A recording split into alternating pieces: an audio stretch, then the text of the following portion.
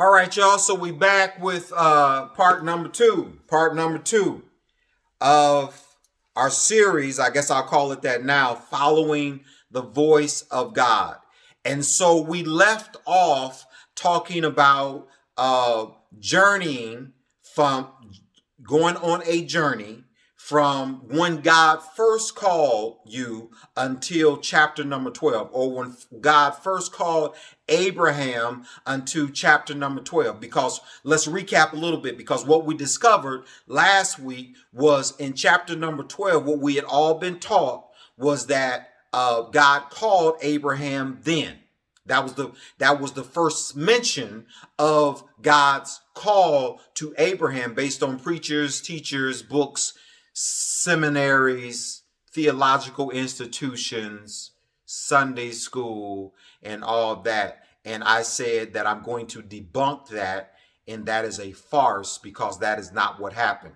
We also learned last week that the word had in verse number 1, it was what we call a past participle, and that past participle suggests to us something that happened in the past. It means that there was some stuff, there was some action. Action represents a verb. Action represents a verb, and an adjective describes. There were some things that was going on before chapter 12, verse number 1.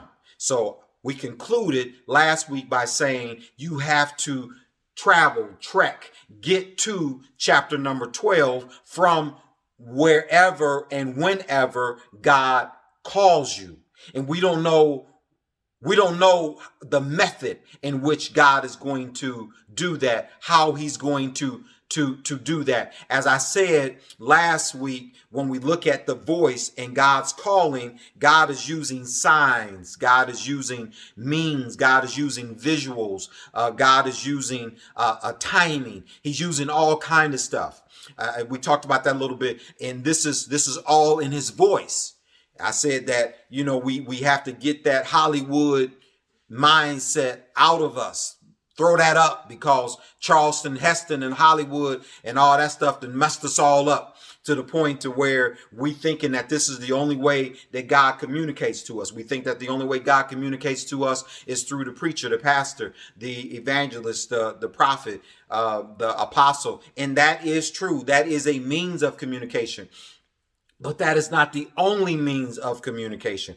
God speaks to you. Why? Because you were created, you were made in the image and the likeness of God. His spirit resonates on the inside of you. It lives on the inside of you. So his voice is already there. He's telling you, in him you live, you move, you have your being. He is conducting your walk, your steps every day. But if you don't know how he's doing that, if you don't know how your journey going on this journey with God, then you walk in confusion. I don't care if you are saved.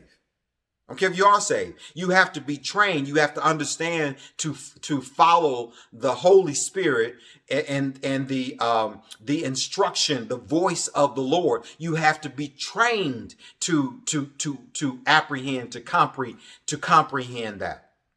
So what happened was we get to a place, God calls us, and in that calling, I said last week that there's a whole lot of stuff that goes on. You go topsy-turvy.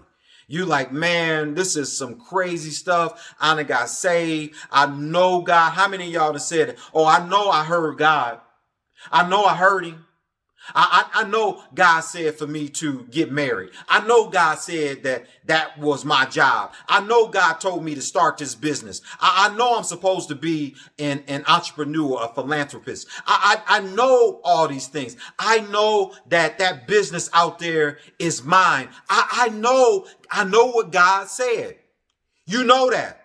But why is it that he said to get married to the man and to the woman, but they don't get married until 12 years later? He said that job was for you, but you don't get that job the way that you think You supposed to get that job. You supposed to be a entrepreneur and all that. And God called you to do that. And you saw the things that God wanted you to have and to do. You had the invention that was in your head. Now you had that 15 years before. So now, when did the call come? When did God start talking to you? And this is what I want you to get to, because you have to recognize the voice of God. God is speaking, y'all. God is speaking. And the reason why the church has been crippled to a degree today, and we seem to be ineffective, is because we don't know what to do with what God is saying. We don't know what to do with what God is using to say it with. We don't know. And so now we just mums the word. I can't explain it. I don't know. And blah, blah, blah. And so I ain't going to do nothing. I ain't going to move. I'm going to be like I said in last week's live with the doji sign and that I use for stocks. The doji is a sign of balance. It means that it was so little fluctuation and the choice that you made, or the market, that it wasn't measurable. You didn't do anything with it. You didn't do anything with it. So you came to an impasse, a stalemate. And that's what a church is. It's at an impasse or a stalemate. And the world don't know what to do with this thing, this institution called the church, because it don't see no signs. It don't see if the church is hot or the church is cold. It sees division. It sees that, but it's not seeing enough to convert them over. The world is saying now, well, where is the power? Well, so since the power ain't here, I tell you what I do. Buddha sounds really good right now. Buddha sounds good. And you know what else? Hinduism, it sounds pretty good right now. And you know what else? The Muslim faith, it sounds really good right now. So I'm going to embrace that. You know what? I tell you what, let's not even talk about that. I'll tell you what we'll do. Let's just go and get universalism. And let's just be the God of the universe, and let's worship the stones and the crystals and the sand and the trees and the dirt and all that, because God made all that. So whatever makes us feel good, that's what we do. And so there is not a standard for the world to look at and measure difference. Difference. There's not enough difference. Okay, now I am not beating up the church, because I know a lot of times y'all think that I'm beating the church. This is my calling. Okay. But what I am doing is I'm pointing out, because I want you to be able to distinguish differences. And I don't want you to get relaxed and complacent in where you are. Because this, where we are right now, y'all, is not where the Lord called us to. We are not doing the Jesus thing. We are not even living first century church. Okay. So we go from this journey and trying to figure out chapter 12. So we journey, we trek along. And as we do this, we're navigating and we're God is teaching us. I called you, but in my calling, now I have to teach you. I have to teach you. So now you're walking with me and we're going somewhere. But you just don't start, you just don't get to the place. That's what I keep on saying. It's almost another mantra, just like Hosea 4:6 is. It's almost another mantra of, I always use it when God took the children out of Egypt in the Exodus and wanted to take them to the promised land. He says, I want to do this, but peradventure you see the Philistines and fear come upon you and you turn back. The reason why that is because what he's saying is, the call that I gave you, you are not ready. You are not fortified to get to the place and apprehend it or to walk therein. You're not there. So I'm going to take you by way of the desert, and we just going to walk with this thing. And I'm going to be walking with you and talking to you. I'm going to talk to you by a cloud during the day and by fire during the night. All kinds of different changes that we're going to go through in order for you to start to understand who I am. And what I said, my call to you, our relationship one with another, that's going to take some time. And so now we get to this place. And so here we see in Genesis chapter number 12, verse number 1. Now the Lord had said, and we won't go over that no more because y'all should have that by now. The Lord had said unto Abraham, get thee out of thy country. This is when it all starts. Now Abraham starts to move in the command, the voice of God to him that came to him, past participle, had said in times that were in the past. Now it's history. Yeah, God said it. We journeyed. It may be 5 years, maybe 10 years, maybe 20 years. We don't know. That's between you and God to establish when did he had said to you. Okay, get thee out of thy country. Now Abraham is in a position to do what God told him to do. Get thee out of thy country and from thy kindred and from thy father's house unto a land that I will show thee. So now we at this place, okay? And I won't read all this. Y'all go back, read chapter number 12. So now we are at this particular place where Abraham gets on the move. He starts to engage. He starts to respond. He starts to act out what the voice of God has told him to do. Okay, for the sake of brevity, I got to move on. Let's fast forward. And so now he gets to this place because he tells him, he says, when you get there, this is all the things that I'm going to do for you. I'm going to take you to this promised land. It's going to be a wonderful place. And then I'm going to bless you. And because of you, all nations going to be blessed. And it's not just you, it's going to be your kids and so on and so forth, right? So everything now is going to come out of Abraham. But when God first called him, it was before chapter number 12. But now we are in chapter number 12. So now as we fast forward, and I'm saying this because a lot of y'all are in your chapter 12. A lot of you are in your chapter 12, and before your chapter 12 left you in frustration. Because the frustration now was the training grounds, the proving grounds that God had to use in order for you to really hear him and to know that it was God and to know what to do with what God was saying to you. So now there's another caveat, because even though we go through that part and we get to chapter number 12, now we got to go through this part. So notice what's happening. He gets to he starts a journey. He takes Lot. He takes Sarah.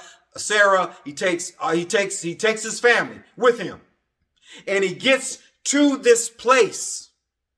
But now notice, as he's getting to this place, and I'm saying this for a reason, because a lot of y'all there, and you're entering or you're standing in your second frustration. Your second frustration.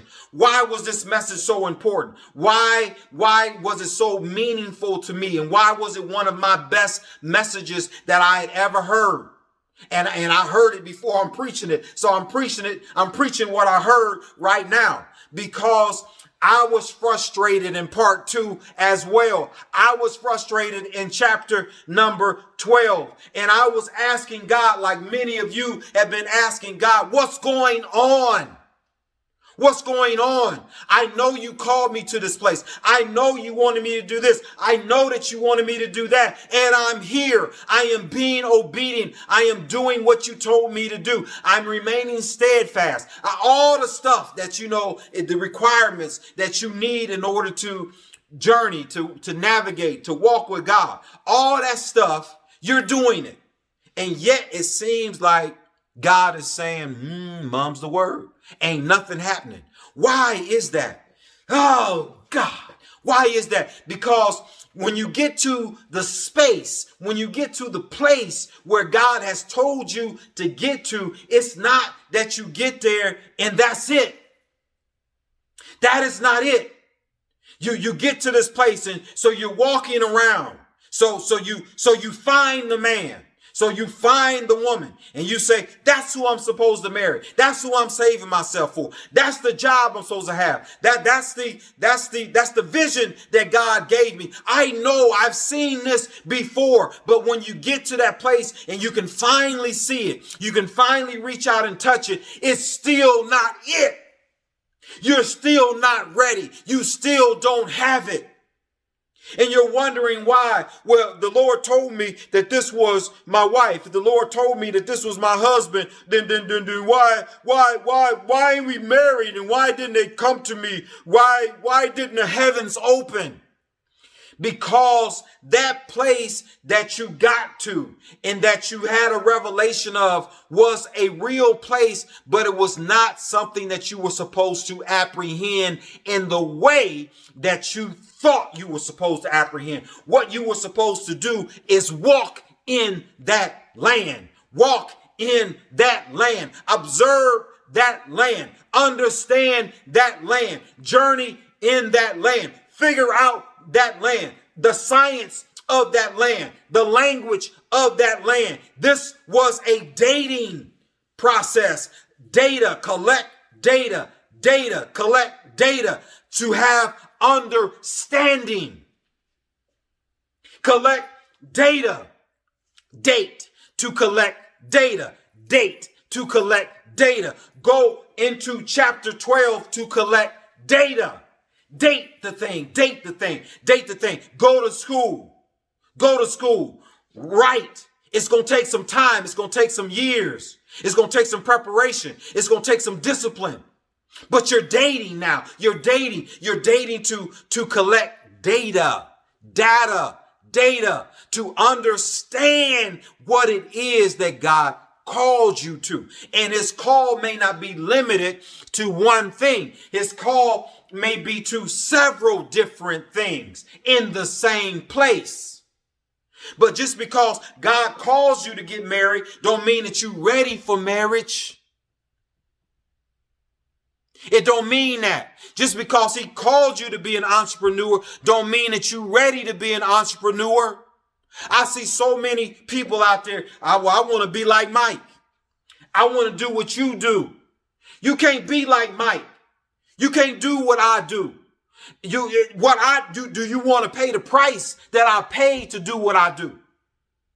That's the reason why so many folks, they fail.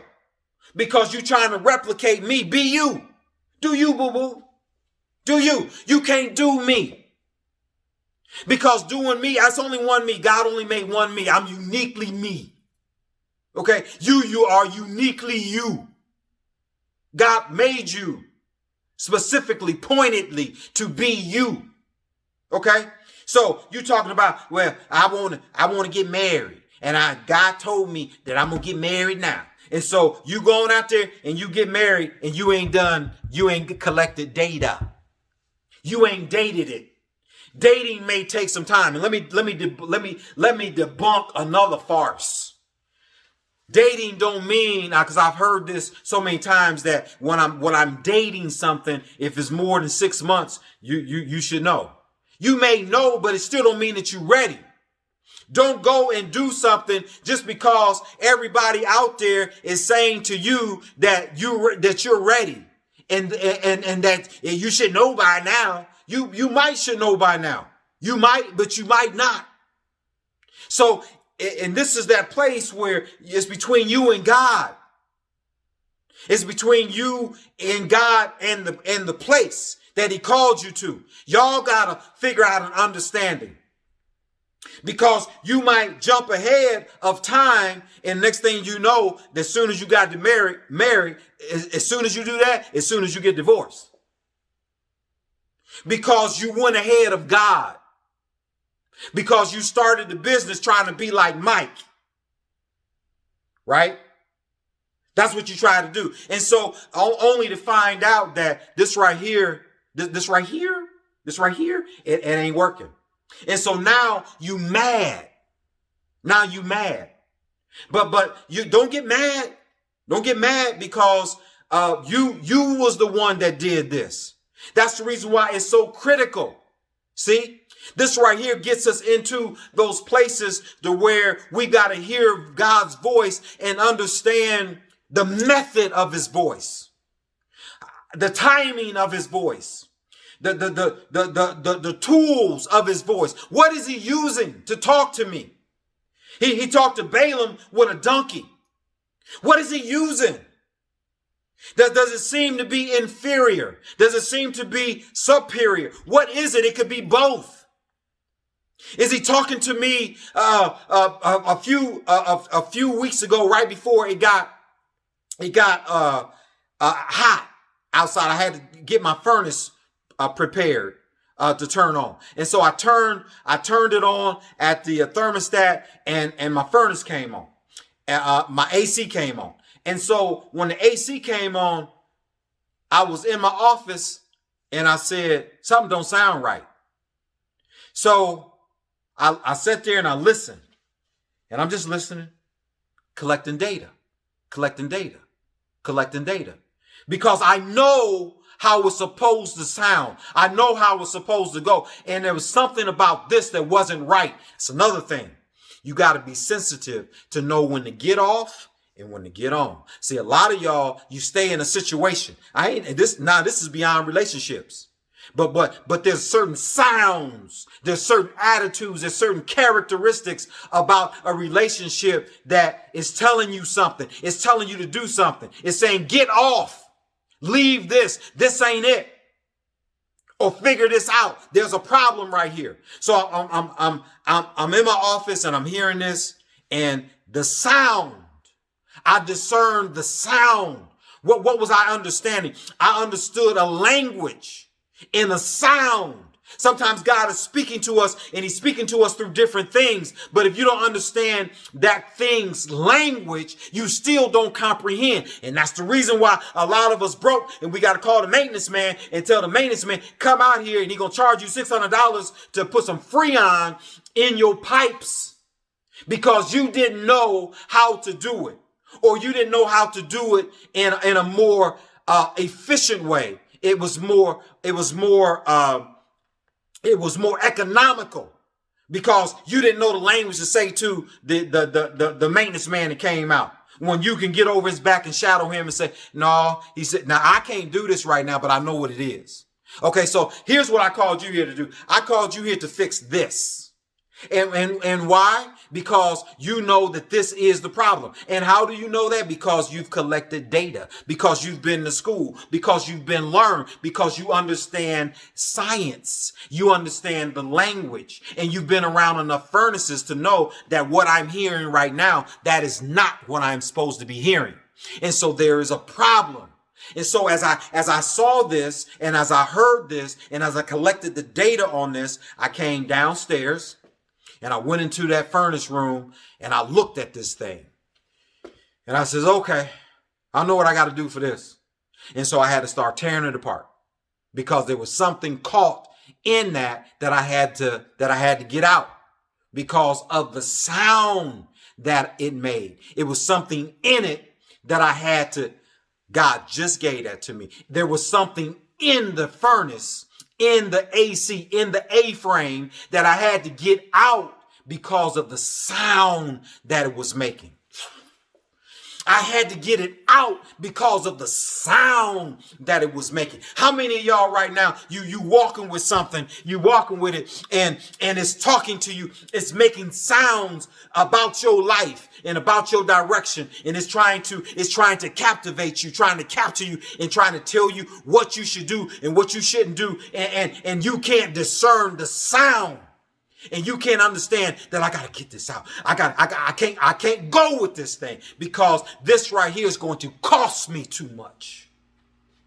But we keep on playing with it. We keep on dibbling and dabbling in it. Why? Because we don't have enough data. We have not had enough experience in our lives to say, okay, wait a minute. I know unequivocally that this right here is a problem.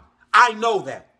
Instead of dancing with it and saying, well, he might be, I think this is just, he's just going through something, or she just going through something. No, baby.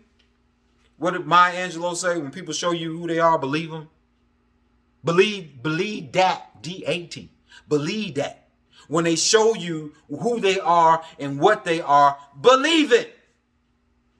Stop being naive. I was going to say dumb, but I don't want to insult nobody. Stop being naive. If somebody show you that they this way or that way, believe what they show you. Okay?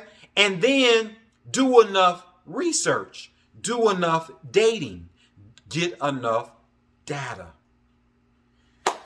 I went off. I took this message in a whole different way. I wasn't even meaning to do this. But anyway, I'm going to get off and yeah, I gotta come back. I gotta come back and start where I left off at.